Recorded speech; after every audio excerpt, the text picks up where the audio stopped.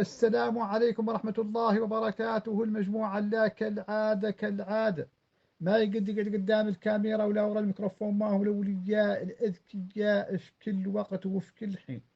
واطلع لكم بهذه القصيدة العصماء من الولي الصالح ومحرر فلسطين الثانية وحده، وشاعر الجالية ببلجيكا على مرشح الرئاسة فخامة الرئيس محمد ولد الشيخ القزواني. راجي من عند ربنا تنال إعجابكم أنتم وهم ملولي وتوصلوا مولي. وهو قلت شعار حملة فخامة الرئيس تسديد ديون صندوق النقد الدولي والتأسيس. شعار حملة فخامة الرئيس تسديد ديون صندوق النقد الدولي والتأسيس. وطرد بعد ذلك شر طرد بالتعفيس. ذاك الشعار ما حلو مرشح إلا وكسب جولة من الأولى بالتقديس.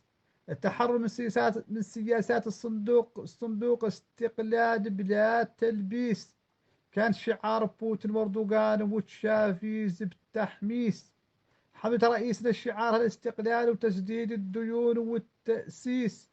أول عمل سيقوم به وقف تعليمات الصندوق الخسيس، وتقديم الدعم للعمل والتعليم والصحة بالتقديس، ومراجعة كل البنود مع الشركات الأجنبية بالتأمين مدروس. والطلب من المواطنين دعم برنامج طرد الصندوق بوطنية القائد الحكيم الفطين القاموس، ورسم ضريبة كبيرة على المنتوج الأجنبي حتى لا نستورده فيذهب بالتسديد المدروس.